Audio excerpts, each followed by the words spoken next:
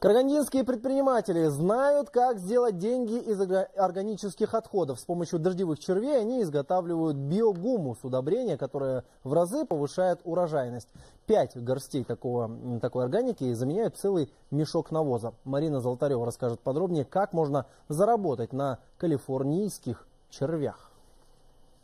На этой ферме Жигер Каримулы разводит калифорнийских червей, так называемых подземных пахарей. Полвека назад вывели американские.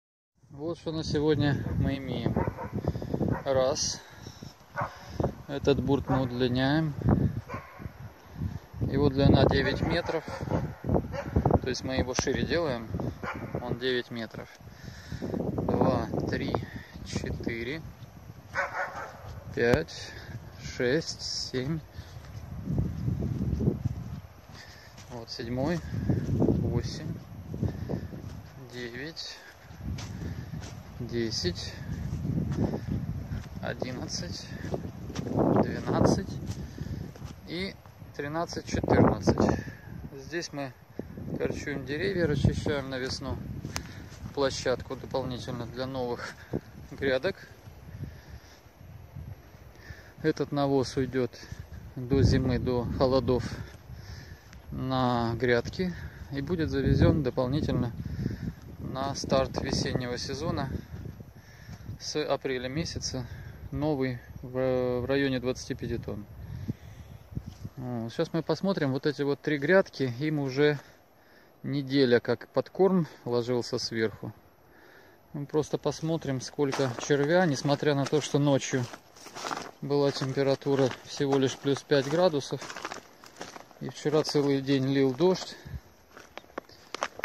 Посмотрим, сколько червя на поверхности.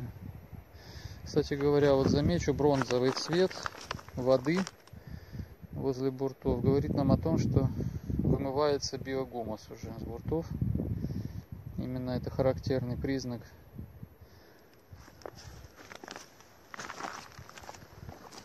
Так, посмотрим. Ну, вот этому бурту уже неделя. Открываем солому.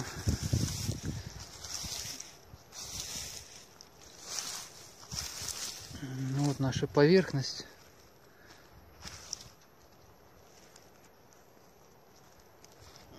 И вот, если видно, мы только вскрыли самую поверхность. Кругом червь. Его абсолютно не смущает температура окружающей среды. В его среде обитания все прекрасно. Он живой, подвижный и продолжает работу, несмотря на канун ноября месяца. То есть, куда бы мы ни пошли,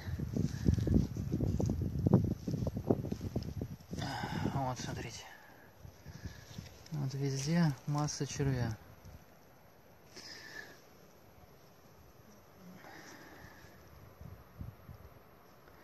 Все, не станем его дальше тревожить.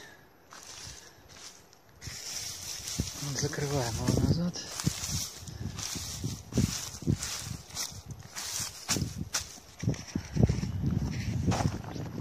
Вот такая вот у нас ситуация на сегодня.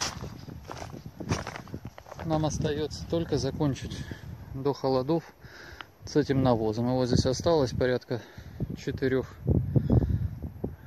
3-4 тонн, 3, наверное, скорее.